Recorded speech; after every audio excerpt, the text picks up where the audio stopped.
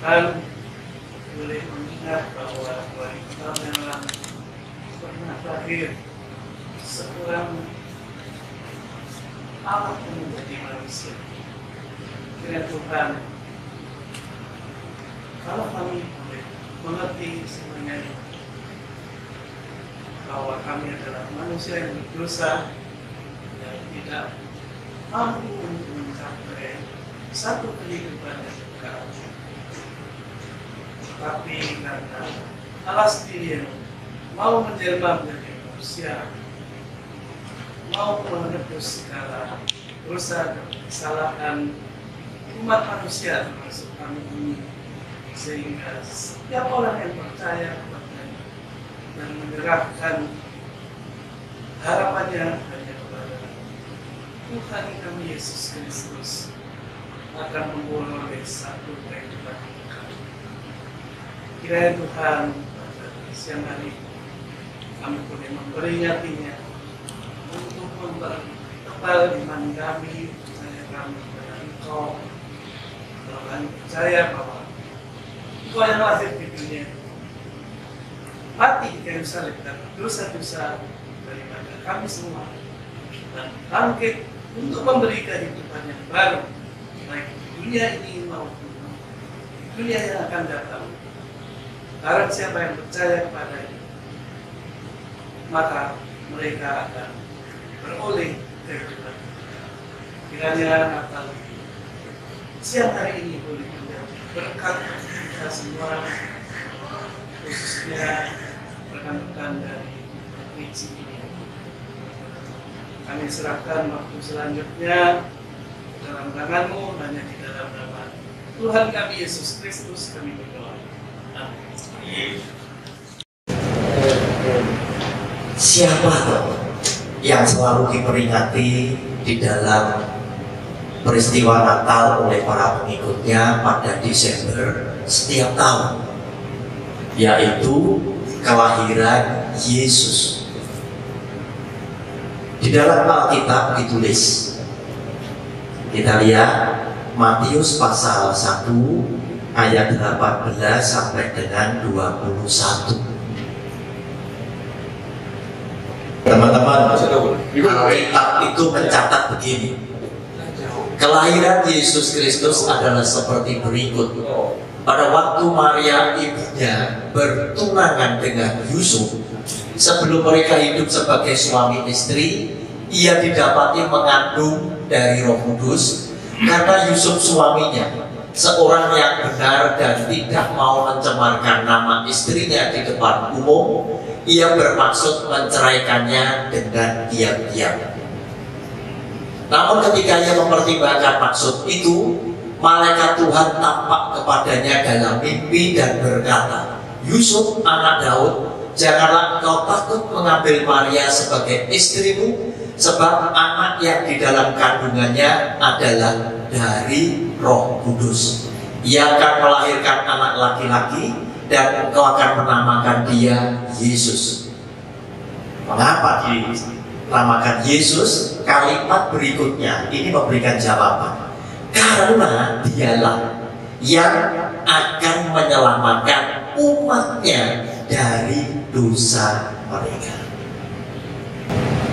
Tanda kasih sayang Tuhan yang pertama lewat peristiwa Natal, kelahiran Yesus Kristus, yaitu Dia datang untuk menyediakan buat setiap orang yang berdosa seorang juru selamat.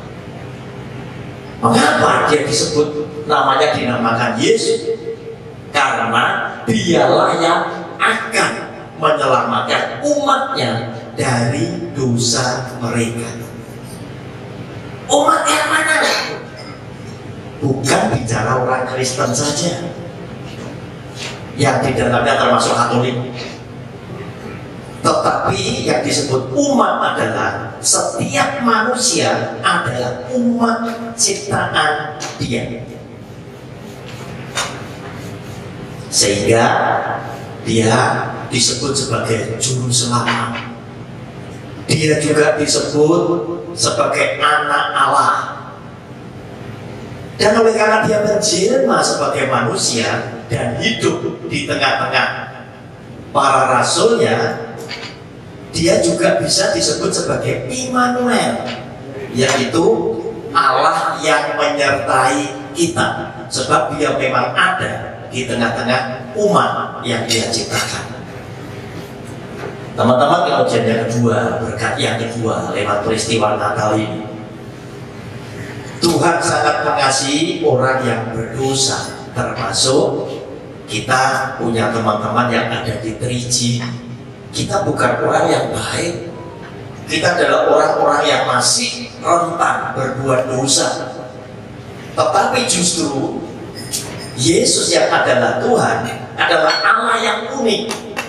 Orang yang berdosa justru adalah orang-orang yang dicintai oleh Dia. Matius pasal 9 ayat 12 dan 13. Yesus mendengarnya dan berkata, bukan orang sehat yang memerlukan tabib, tetapi orang sakit. Jadi pergilah dan pelajarilah arti firman ini. Yang kukehendaki ialah belas kasihan dan bukan persembahan, sebab aku datang bukan untuk memanggil orang benar, melainkan orang berdosa. Tuhan tidak butuh duit kita. Sebab apa? Dia adalah Allah yang maha kaya.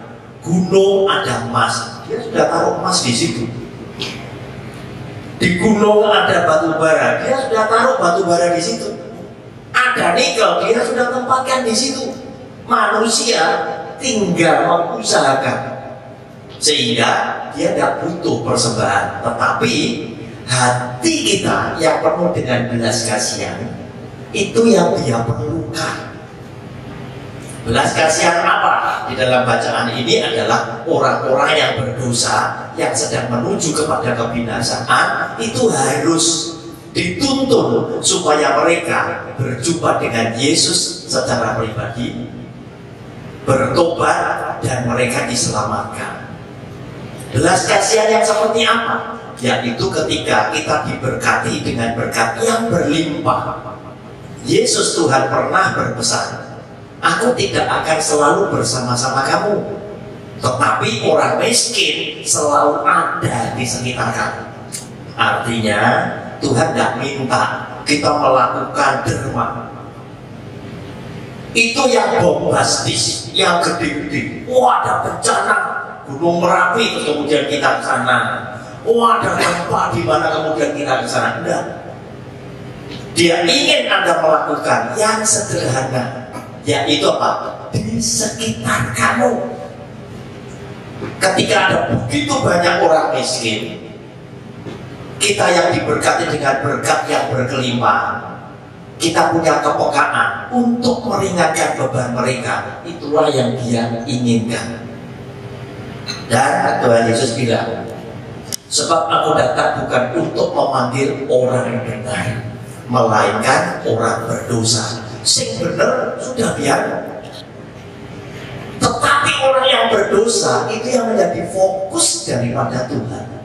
Oleh karena itu salah gereja, kumpulan orang percaya atau pendeta, jika dia meninggalkan orang-orang berdosa, artinya tidak mau kumpul dengan orang-orang berdosa. Apakah itu penjudi, apakah itu pezina, ataukah itu orang-orang yang melakukan perbuatan-perbuatan jahat, wajib kita bersama dengan dia agar supaya mereka mengenal Kristus dan diampuni dosanya karena mereka bertobat dan mereka diselamatkan. Yang terakhir, yang ketiga, uniknya di kekristenan ini, Yesus yang adalah Tuhan itu berbeda dengan tokoh agama lainnya, yang kepada umatnya mereka hanya berani berbicara maksimal dengan kata semoga kamu diselamatkan. Tetapi Yesus Tuhan yang karena Dia adalah Allah sendiri, Dia memberikan janji kepastian, jika saudara mengikut kepada Dia, engkau akan diselamatkan. Saudara, kita lihat ayatnya pada Yohanes pasal 14 ayat 1 sampai 6 ya.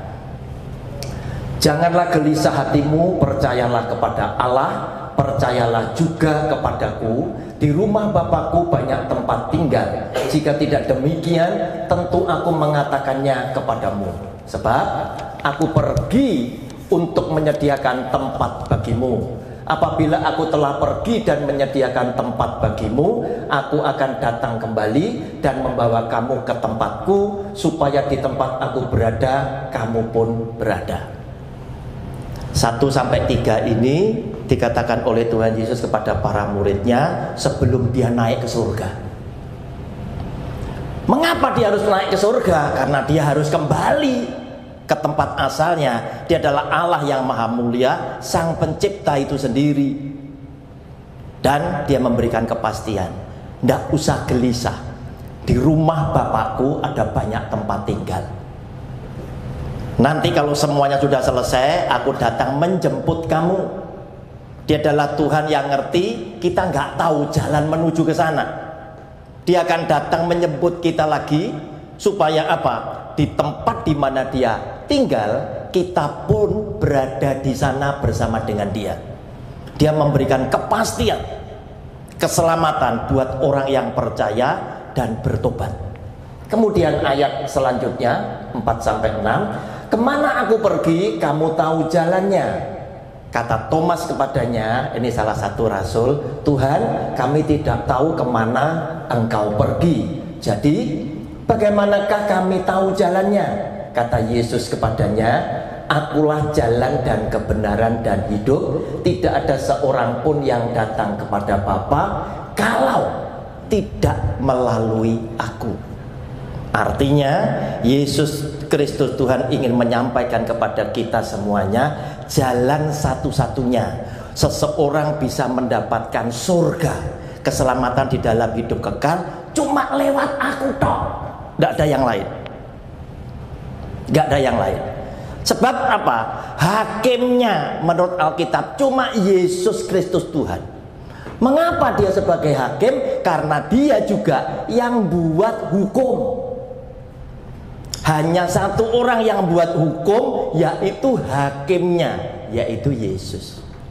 Saudara, saya lebih senang menafsirkan ayat ini dengan cara yang jujur, bahwa saya ingin sampaikan, siapapun orangnya, apapun warna kulitnya, apapun keyakinan agama yang dia pegang, Anda harus sadar, Anda nanti meninggal pada hari ketiga ketika rohmu dibangkitkan, kamu cuma ketemu dengan Yesus Tuhan sebagai hakim yang menghakimi dan menentukan kamu neraka atau surga. Sebab dia katakan, akulah jalan dan kebenaran dan hidup. Tidak ada seorang pun yang datang kepada Bapa kalau tidak melalui aku. Teman-teman, kita bersyukur dalam peristiwa Natal ini Tuhan itu berkenan datang, menjelma menjadi manusia, supaya apa yang dia sampaikan umat manusia itu menerimanya lebih gampang, sehingga orang bisa mengenal, bisa mengikuti, kemudian mereka bertobat dan diselamatkan. Oleh karena itu, walaupun di dalam Alkitab tidak ada perintah Natal harus dirayakan, tetapi umat Kristen bersama Katolik selalu merayakan karena mereka ingin berterima kasih. Dan terima kasih tidak perlu dibuatkan undang-undangnya. Terima kasih ada di dalam liangsi, ada di dalam hati sanubari. Setiap anak kecil sudah diajar berterima kasih saat dia belum bisa berbicara. Ketika digendong mamanya, ada AI atau om-om datang, nih tak kasih mainan, dipegang mamanya langsung ngomong, bilang apa sama AI, bilang apa sama opa itu. Nah, sudah diajar. Nah, orang-orang yang berterima kasih inilah pasti akan menunjukkan hidup yang benar. Dan berbahagia sekali kita di 3G kita adalah orang-orang yang dicintai. Lewat renungan singkat ini, Yesus Tuhan memberikan kesempatan buat kita. Kapan kita mau mengenal Dia lebih dekat? Kapan kita mau bertobat, kemudian menjalankan perintahnya? Ingat, Alkitab menulis umur manusia 70 tahun, kalau kuat 80. Dibilang panjang-panjang, dibilang pendek-pendek, tetapi hari itu pasti akan kita lewati. Nah, ketika kita mempersiapkan diri dengan baik, kita percaya suatu hari kelak kita akan bertemu kembali. Tuhan Yesus memberkati. Amin. Teman-teman, mari kita tundukkan kepala, berdoa untuk firman-Nya, sekaligus kita akan menikmati makan siang bersama.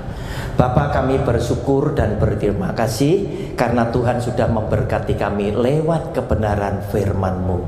Meteraikan firman-Mu di dalam loh hati kami masing-masing, sehingga lewat firman-Mu itu pula Tuhan, Engkau menuntun setiap langkah kaki kami bersama dengan seluruh keluarga besar kami masing-masing, sehingga ketika kami mengenal Engkau, kami akan mendengar akan suara-Mu, dan firman-Mu menuntun kami boleh berjalan bersama-Mu, melewati jalan benar dan selamat yang Tuhan sudah siapkan, sehingga suatu hari kelak Tuhan, Engkau boleh menyelamatkan kami semuanya di dalam hidup yang kekal. Lewat peristiwa ini Tuhan, kami hendak mengucap syukur dan berterima kasih kepadamu. Kami akan menikmati makan siang bersama. Tuhan memberkati sehingga semua yang kami makan, kami nikmati menjadi kekuatan buat tubuh jasmani kami. Namun satu perkara yang kami mohon kepadamu, ketika Tuhan memberkati kami dengan berkat yang melimpah, berkati pula Tuhan dengan hati yang ikhlas, sehingga ketika kami berjumpa dengan orang-orang sesama kami yang mengalami penderitaan di dalam hidup mereka, biarlah Tuhan sebagian dari rezeki buat keluarga kami boleh kami persembahkan kepada Tuhan untuk meringankan beban-beban orang miskin, sehingga dengan demikian kami boleh memuliakan nama-Mu dan menyenangkan akan hati-Mu. Di dalam nama Tuhan Yesus kami percaya dan sudah berdoa. Amin. Amin. Satu lagi, ya.